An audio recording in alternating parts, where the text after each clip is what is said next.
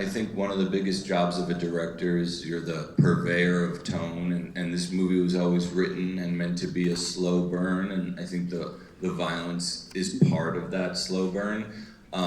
We're very careful, I think, with it. A lot of people assume or think it's going to be a really violent movie, but if you break it down to the amount of people that he has an issue with, that I think the reason it affects you differently, I mean, you could watch a movie like John Wick 3 and there's a much higher amount of violence, but I think why it might affect you differently is, again, we tried to paint it with as realistic a brush as possible.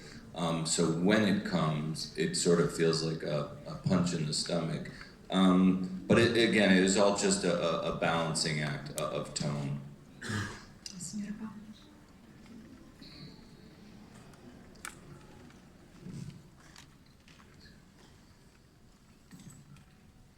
Buongiorno, mi interessa molto sapere dal protagonista come si sia preparato fisicamente, psicologicamente per questo ruolo, perché anche fisicamente è davvero forte, impegnativo e molto suggestivo. Grazie. May I translate for you? Sure. Okay. I You got that? Okay. Yeah, but go ahead, just to make sure. Okay. How did you prepare for the role? Because obviously it's a very challenging role from a physical standpoint, physical and psychological standpoint. I didn't get that. I'm glad I got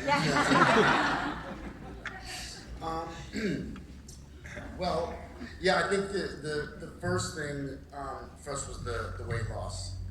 I think that's really what I started with. And as it turns out, that then affects your psychology. And so you really, I mean, you start to go mad when you lose that much weight in that amount of time. But so I think I started there. I started with the script, talking with Todd. There's a book that was about, that I read about political assassins and would-be assassins that I thought was really interesting and kind of breaks down the different types of personalities that do those sorts of things.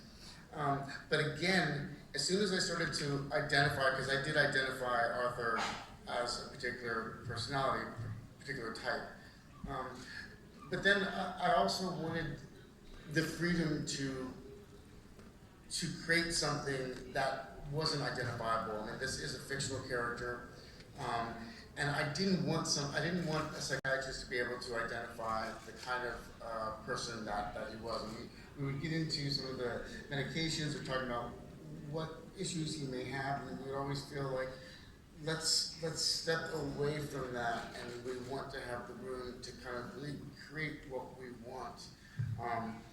And so there was kind of this balance.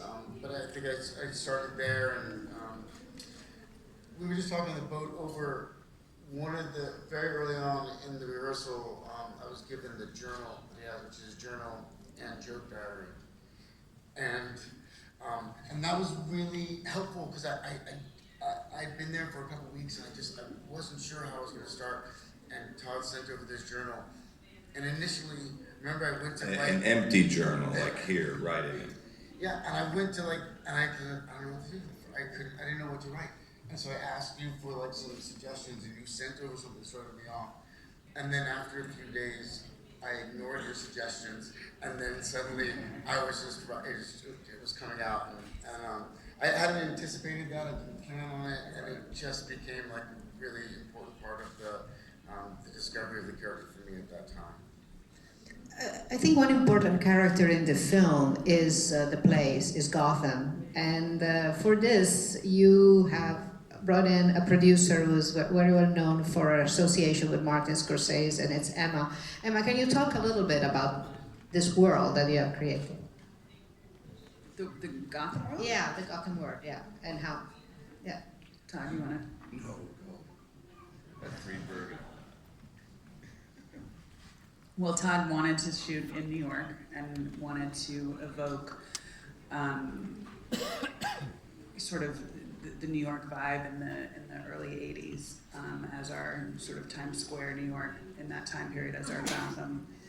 sort of Times Square. So we hired Mark Friedberg, a wonderful production designer who Todd worked very closely with to execute that vision. And we had so many great locations in and around the city.